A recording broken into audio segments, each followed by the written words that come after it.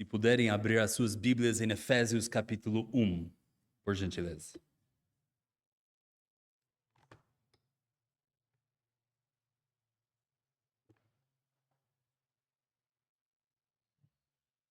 Nós gostaríamos de ler versículos 3 até o versículo 14 de Efésios capítulo 1, que diz: Bendito o Deus e Pai de nosso Senhor Jesus Cristo, que nos tem abençoado com toda sorte de bênção espiritual nas regiões celestiais em Cristo.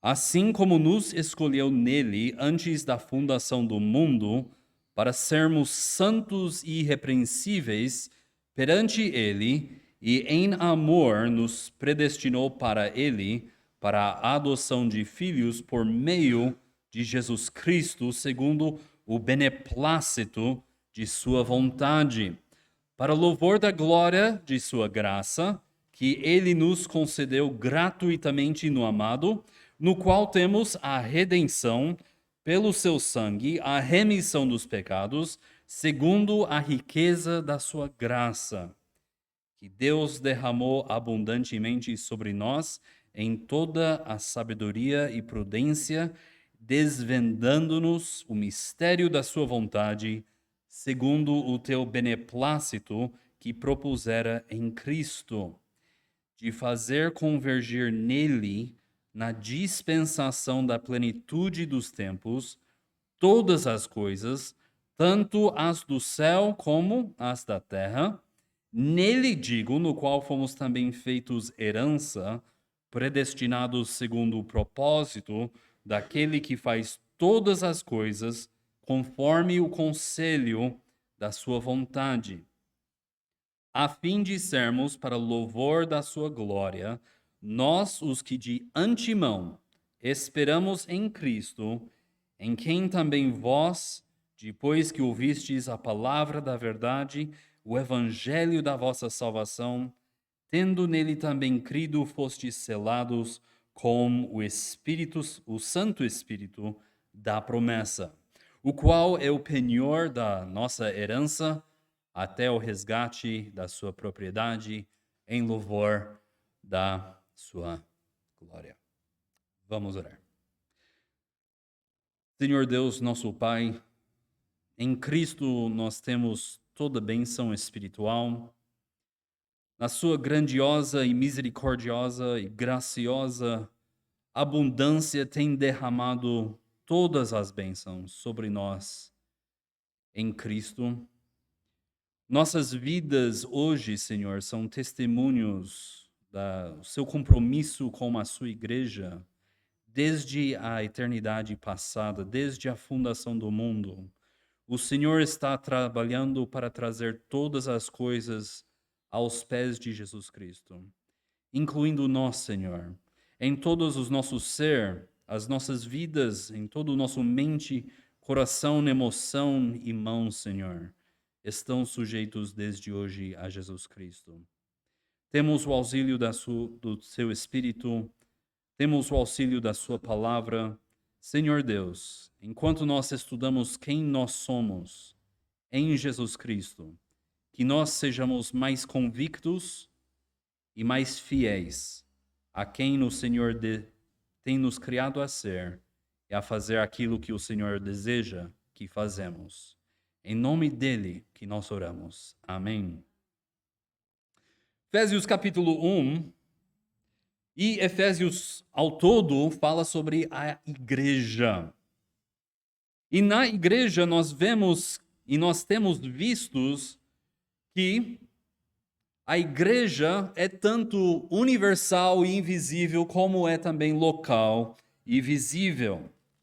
Nós vimos também na nossa confissão de fé, em artigo 2, que a única maneira que podemos saber quem pertence a uma igreja é através do fruto do arrependimento e fé em Jesus Cristo.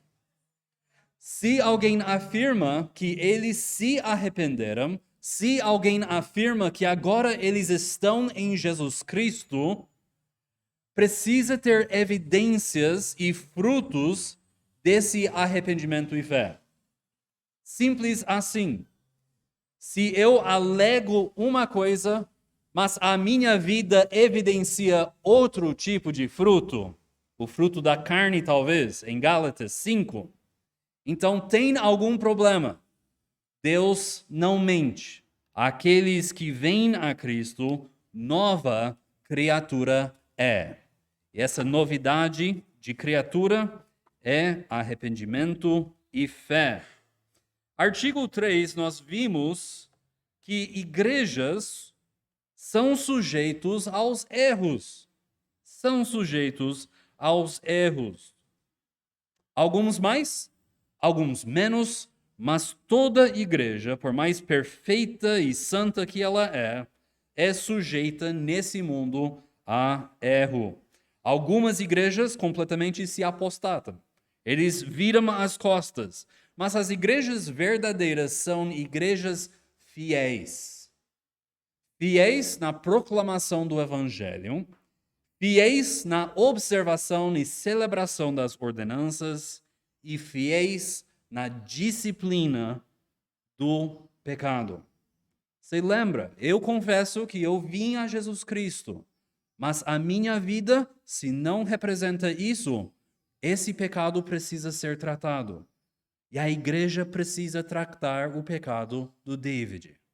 Se eu estou vivendo minha vida, se eu estou não manifestando arrependimento e fé, a igreja precisa reconhecer publicamente que o que David fala e o que o David faz são duas coisas incoerentes.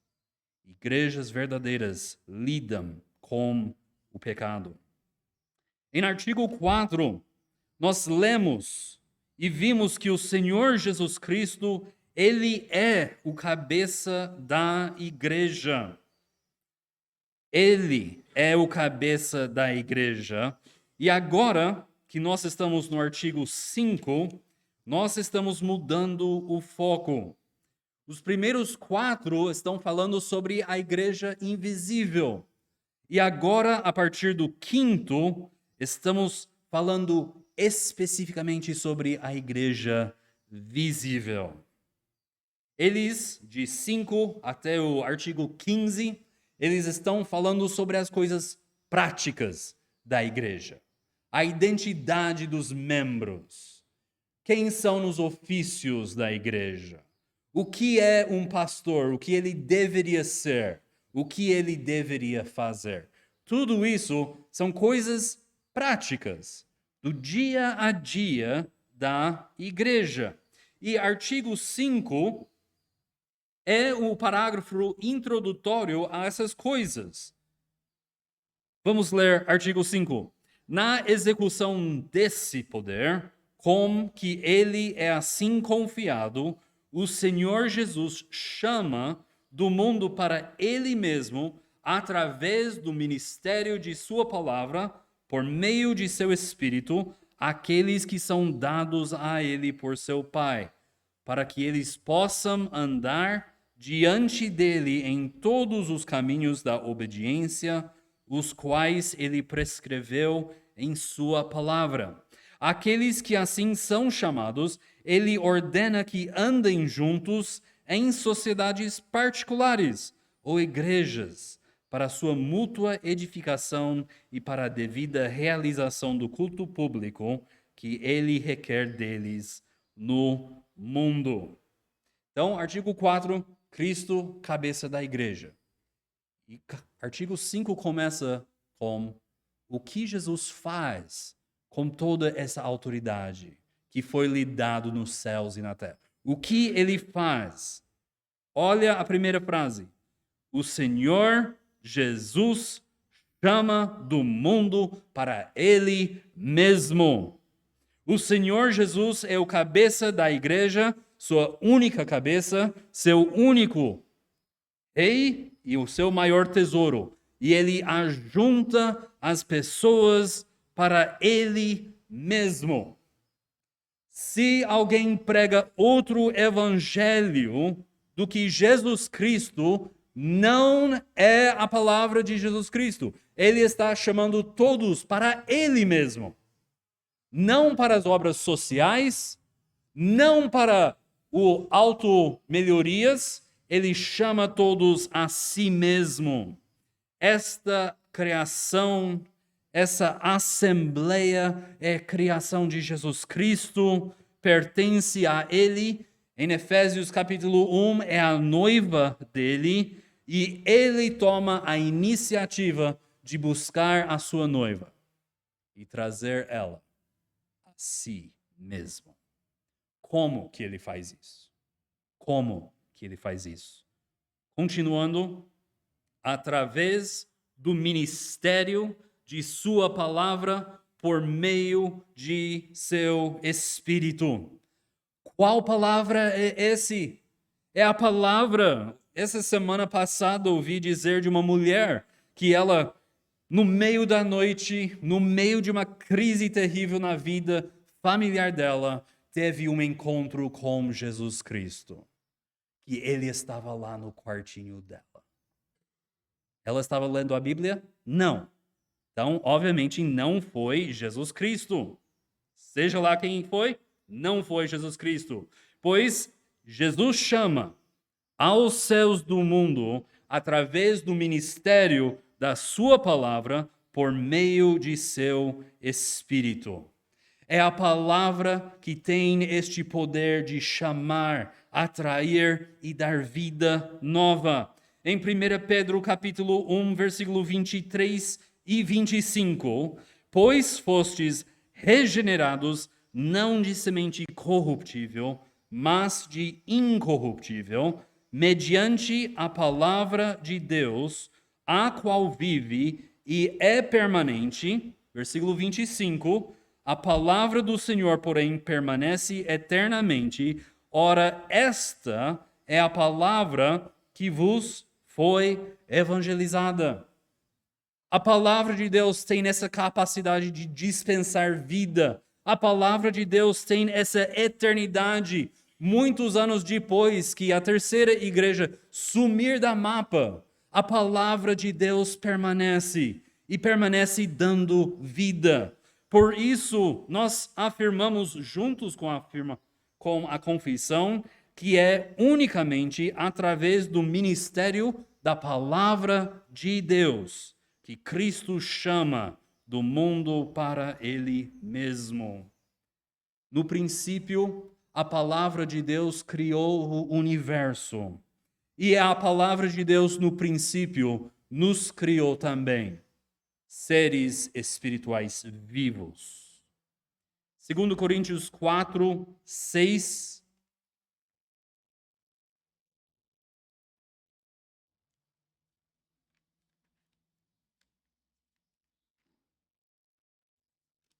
Porque Deus que disse, das trevas resplandecerá a luz, Ele mesmo resplandeceu em nosso coração para a iluminação do conhecimento da glória de Deus na face de Cristo. E pouco adiante, em 2 Coríntios 5, versículo 17, é bom marcar nas suas Bíblias: e assim, se alguém está em Cristo, é nova criatura. Como veio essa criação nova?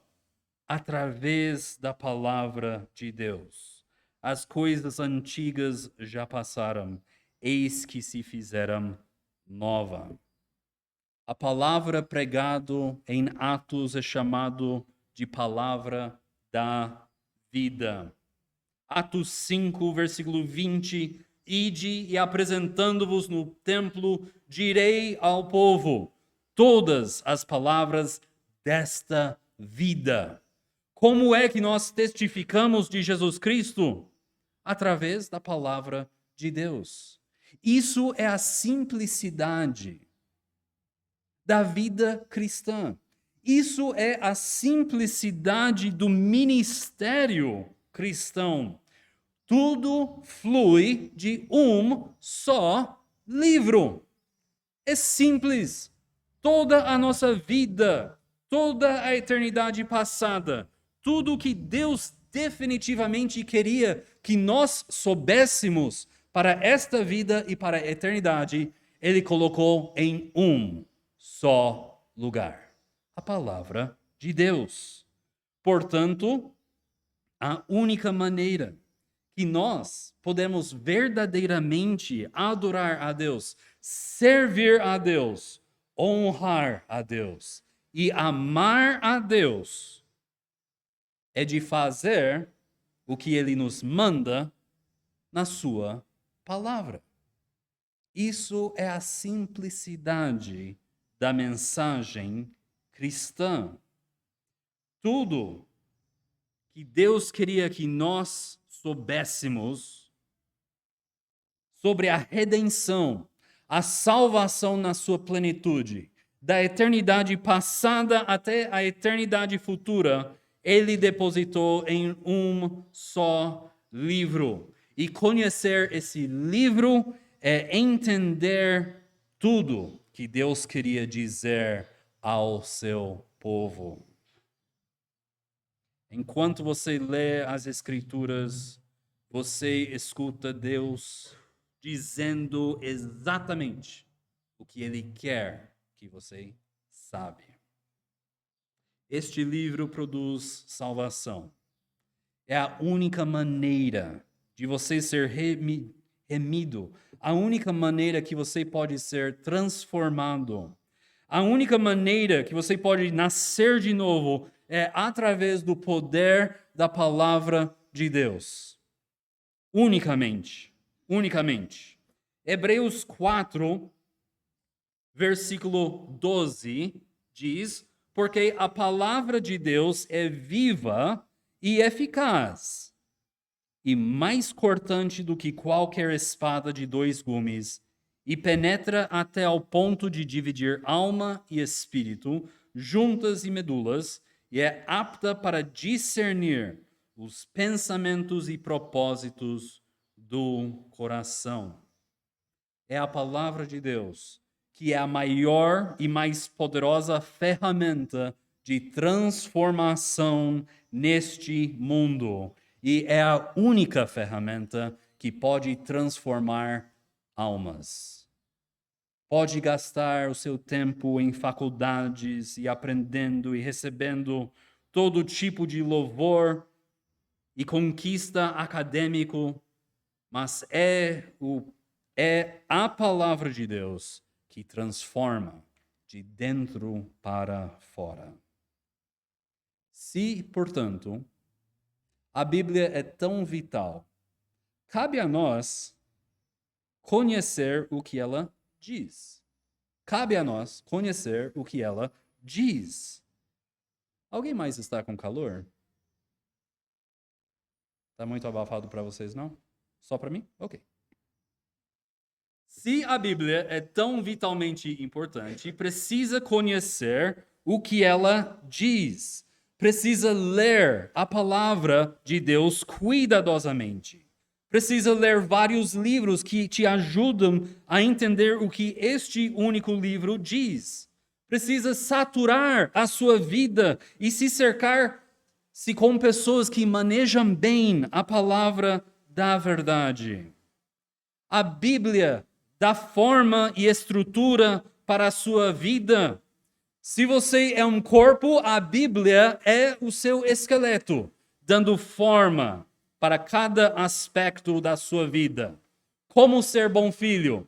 A Bíblia fala. Como ser bom marido? A Bíblia fala. Como ter juízo e prudência nos negócios? A Bíblia fala tudo que você precisa concernente a essa vida e concernente à vida eterna. Se a Bíblia é tão vital, você precisa saber o que ela significa. Desde o princípio, em Gênesis 3. Olha comigo em Gênesis 3. Vocês já sabem o que veio antes de Gênesis 3. Deus disse, não come.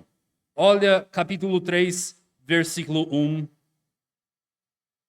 A serpente mais sagaz que todos os animais selváticos que o Senhor Deus tinha feito, disse à mulher: é assim que Deus disse: não comereis de toda árvore do jardim. Deus disse uma coisa, mas precisamos ressignificar isso. Quem partiu essa ideia? Da serpente, de Satanás. Ele fala: Deus disse, mas será que Deus queria dizer isso mesmo? E depois ele mostra em versículo 4, o serpente disse à mulher: é certo que não morrereis. Deus se equivocou. Ele limitou demais. A verdade é que você pode escutar as palavras de Deus e interpretar eles do jeito que você quiser. Eu estou te apresentando liberdade para fazer o que você bem quer. Toda seita, toda forma errônea de cristianismo, toda heresia e toda apóstata tem versículos bíblicos que eles alegam apoia a posição deles. Ninguém fala: olha, a Bíblia não fala isso, eu concordo com aquilo que a Bíblia fala, mas eu prefiro fazer isso. Não, eles falam: não, a Bíblia diz, a Bíblia me dá liberdade, a Bíblia me dá esta oportunidade. E a única forma que você pode vender um cristianismo falso é através da distorção das Escrituras. E a única maneira que o cristianismo falso tem sucesso é quando é apresentado a pessoas que não conhecem as Escrituras. Por isso é importante ler as Escrituras, mas também é importante estudar as Escrituras. Porque em Efésios 4, 14, para que não mais sejamos como meninos agitados de um lado para o outro e levados ao redor por todo o vento de doutrina, pela artimanha dos homens, pela astúcia com que induzem ao erro, para que não mais sejamos como meninos. Meninos aqui quer dizer alguém que é abaixo de 12 anos. Crianças abaixo de 12 anos não conseguem se proteger. Eles não têm maturidade para discernir o que é certo e o que é errado, quem está falando nos bons interesses deles. Eles precisam de pessoas adultas para ajudar eles. E Paulo está dizendo: se não conhece as Escrituras, espiritualmente você é uma criança. Você não sabe se defender. Você não tem discernimento. Por isso precisamos ler as Escrituras, entender as Escrituras, estudar as Escrituras para que podemos afirmar com confiança: a Bíblia diz isso e com essas palavras ela significa isso. Cabe a nós maturidade. Irmãos, estamos hoje dia de eleição. E a melhor coisa sobre a eleição são as narrativas alternativas, as acusações falsas, a falta de informação que a gente pode verificar. Eu amo esse período, porque é exatamente o que acontece quando alguém não sabe as Escrituras. Eles têm mente aberta para tudo. Eles falam: não, isso pode ser verdadeiro, mas eu já ouvi desse outro, então não sei o que fazer. É exatamente isso. E a Bíblia fala: fecha a sua cabeça um pouco. Porque se na eleição nós seguimos uma informação errada, terá consequências. Mas quão maior são as consequências se nós erramos e acreditamos na coisa errada quanto a palavra da vida? São desastrosas, são devastadoras. E eles fluem do mesmo lugar do reino das trevas. Se a Bíblia é tão importante,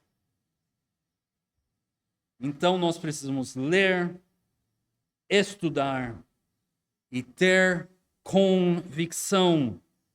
Você precisa conhecer a Bíblia tão bem, tão profundamente, que você conclui, é assim que eu vou viver a minha vida.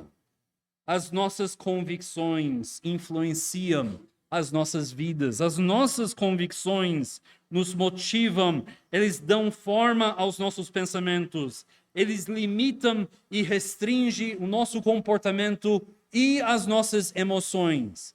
Portanto, é importantíssimo que a nossa convicção central é que a Bíblia deve influenciar, formar, restringir, e nós obedecermos a isso automaticamente.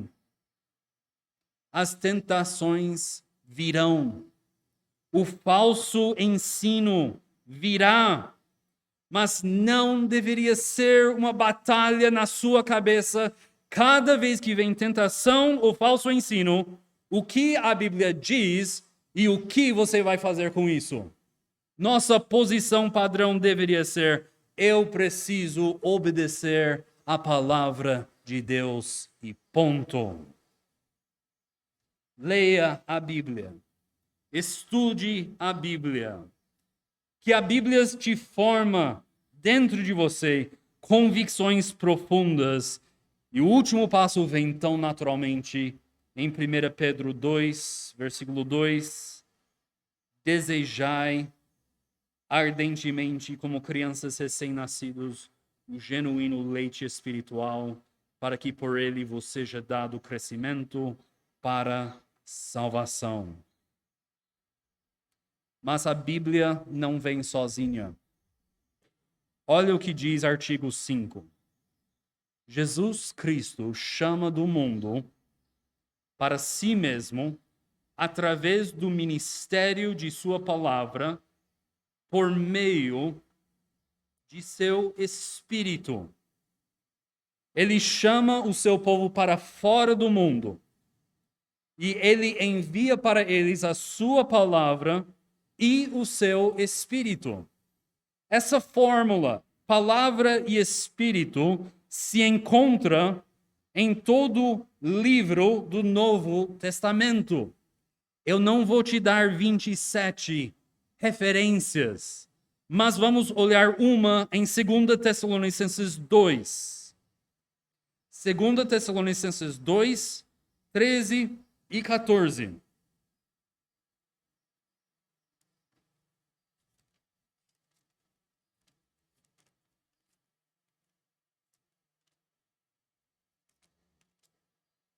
Segunda Tessalonicenses 2, 13 e 14. Diz: entretanto, devemos sempre dar graças a Deus por vós, irmãos amados pelo Senhor, porque Deus vos escolheu desde o princípio para a salvação, pela santificação do Espírito e fé na verdade. Jesus, em João 17, ele fala: santifica-os na sua verdade, a sua palavra é a verdade. E Paulo está pegando isso, ele está colocando lado a lado. Santificados do Espírito, fé na palavra. Essa fórmula de palavra e Espírito, também em 1 Tessalonicenses, capítulo 1, lembrando que 1 Tessalonicenses foi a primeira epístola que Paulo escreveu na sua vida, pelo menos do qual nós temos registro. Então, Paulo, o apóstolo novinho,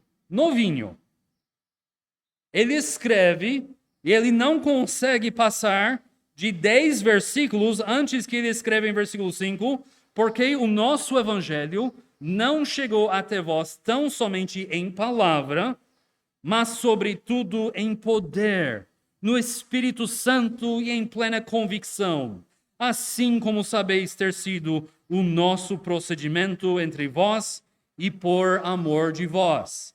Paulo chegou em Tessalonicenses, ele estava explicando as Escrituras, mas não somente isso, ele diz, sobretudo, em poder no Espírito Santo.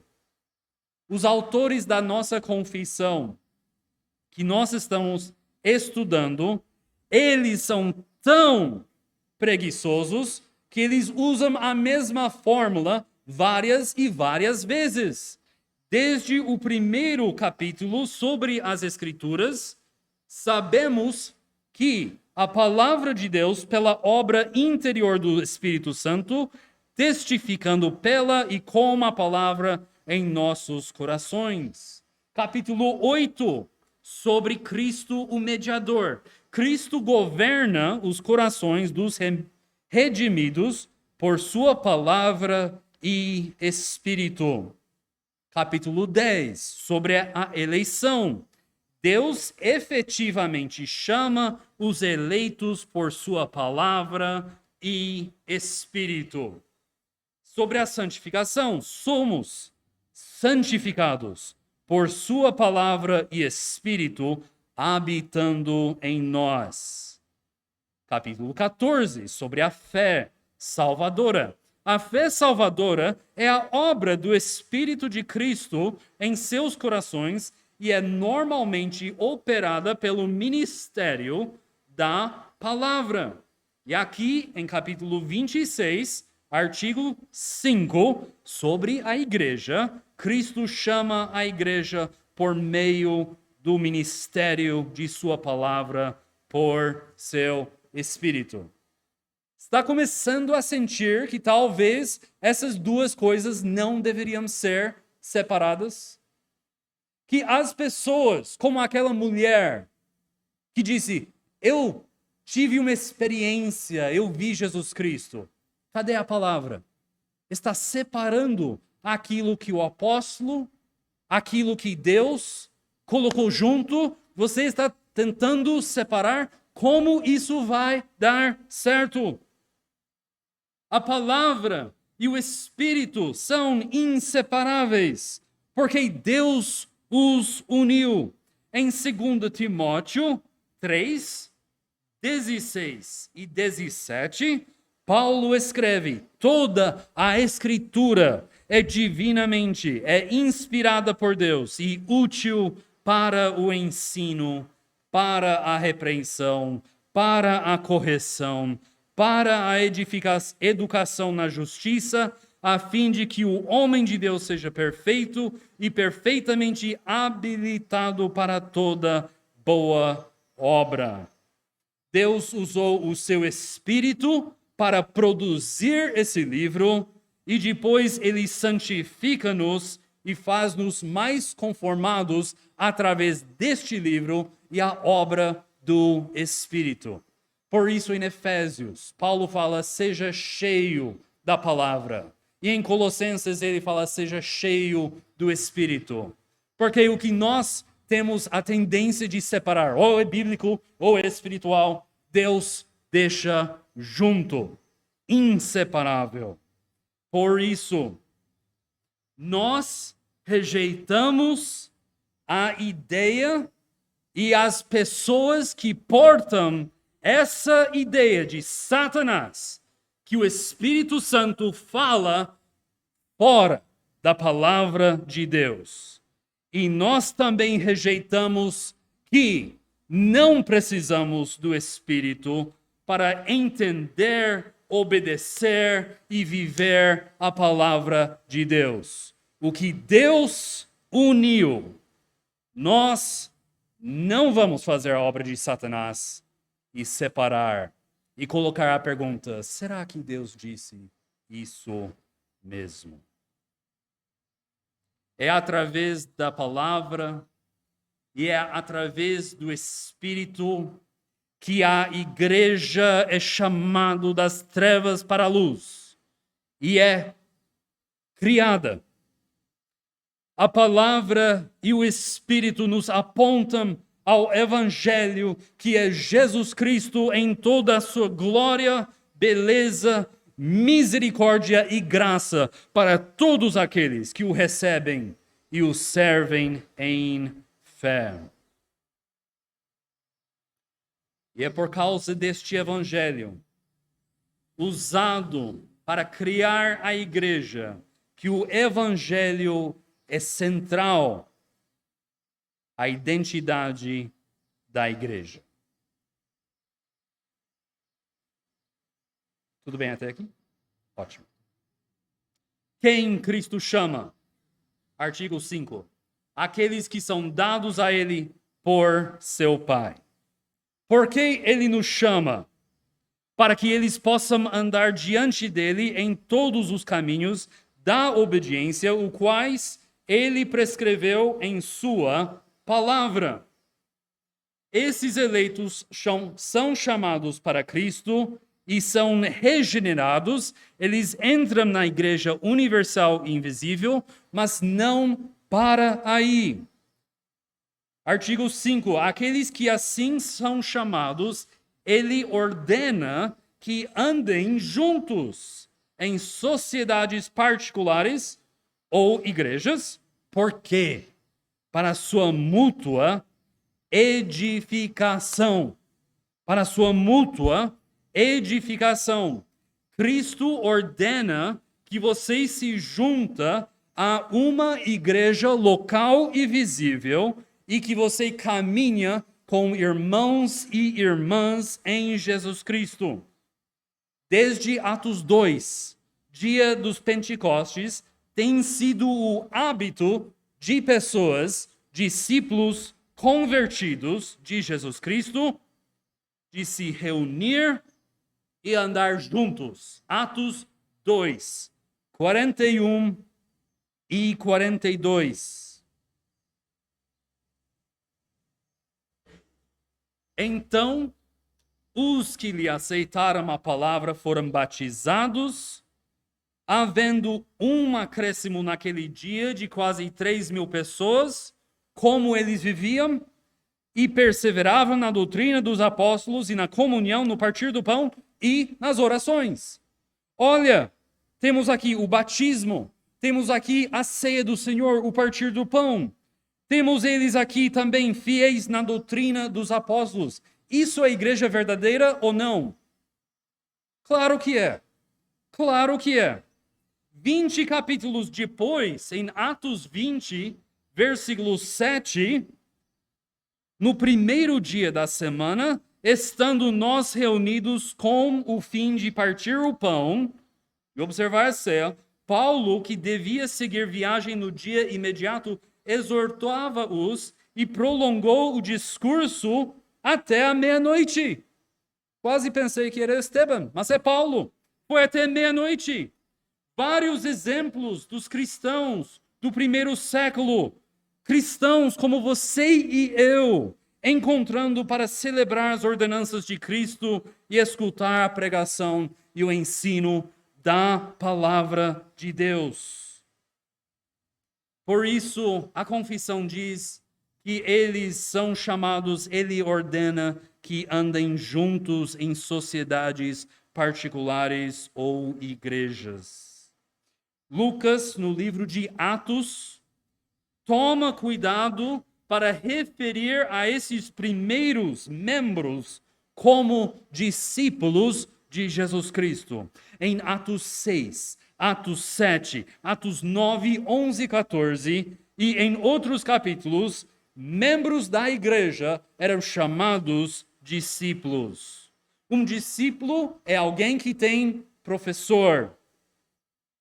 Mateus 23, versículo 8, vós, porém, não sereis chamados mestres, porque um só é vosso mestre, ou rabi, como é escrito no grego, e vós todos sois irmãos. Então, todo discípulo de Jesus Cristo tem um Senhor, um mestre, Jesus Cristo. Mas não só isso, ele precisa imitar esse mestre. Em Mateus 10, 25, basta ao discípulo ser como o seu mestre e ao servo como o seu Senhor. Você quer ser um discípulo de Cristo de sucesso? Imita Jesus Cristo. E Lucas, em Atos, está falando, olha, essa galera se reunia e eles eram discípulos, Cristo era o seu mestre e eles imitavam. E essa imitação de Jesus Cristo vai te custar tudo. Lucas 14, 26 e 27. Se alguém vem a mim e não aborrece a seu pai e mãe e mulher e filhos e irmãos e irmãs e ainda a sua própria vida, não pode ser meu discípulo. E qualquer que não tomar a sua cruz e vier após mim, não pode ser meu discípulo.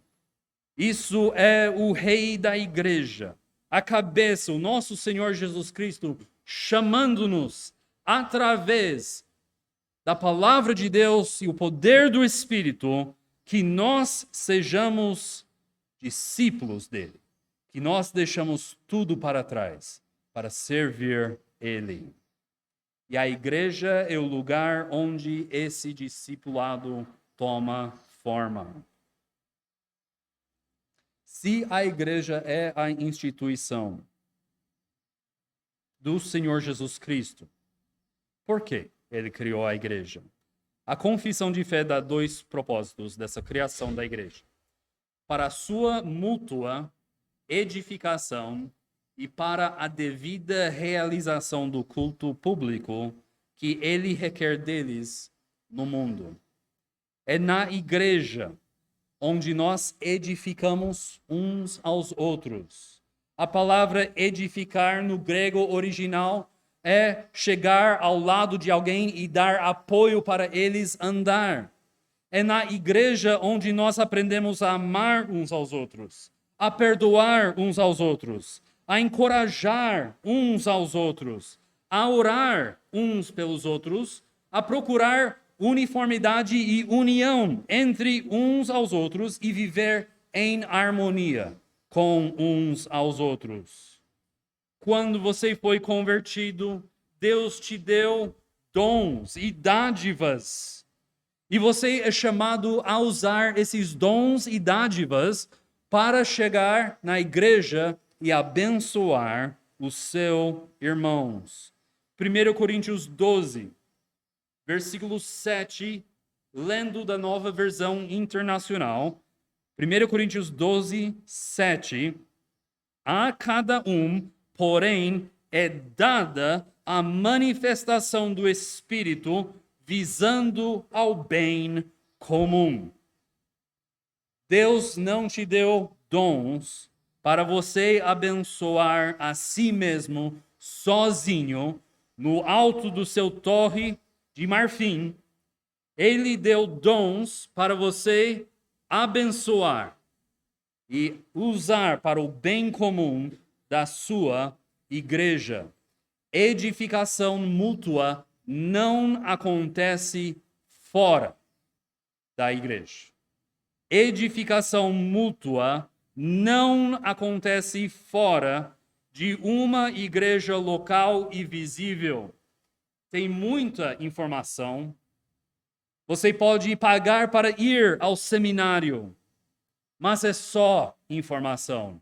O lugar onde você vai usar isso e você vai abençoar e ser abençoado é na igreja local e visível. Mas também Cristo instituiu a sua igreja para a devida realização do culto público que ele requer deles no mundo. A razão maior que o homem existe é para adorar e glorificar a Deus para toda a eternidade. Quanto mais alguém que é remido, e alguém que faz parte nos novos céus e nova terra. Na adoração, a igreja local e visível se junta com a igreja universal e invisível a glorificar, a adorar e entoar as perfeições deste Deus. Essa adoração no dia do Senhor é tanto particular como é público. Mas aqueles que não fazem parte de uma igreja local e visível não podem obedecer ao mandamento de Deus quanto ao culto público no dia do Senhor. Eles estão andando no avesso de Hebreus 25. Hebreus 10, 25. Não deixamos de congregar-nos, como é costume de alguns, antes façamos admoestações e tanto mais, quanto vedes que o dia se aproxima. Precisamos estar em igreja local para edificar uns aos outros, para adorar a Deus. Eu agradeço a sua atenção. Vamos ficar em pé. Vamos terminar com uma palavra de oração. Oremos. Senhor Deus e Pai, que grande privilégio estar com a sua igreja hoje de manhã, estar perante a sua palavra, Senhor. É ela que nos instrui e exorta e nos prepara para toda boa obra. Senhor Deus, que nós sejamos cada dia mais bíblicos, mais obedientes, mais desejosos, mais conhecedores da sua palavra e que nós usamos tudo isso para edificar uns aos outros e trazer honra, glória ao seu nome, Senhor, neste mundo, nesta cidade, para a glória de Cristo. Amém. Bom domingo, irmãos.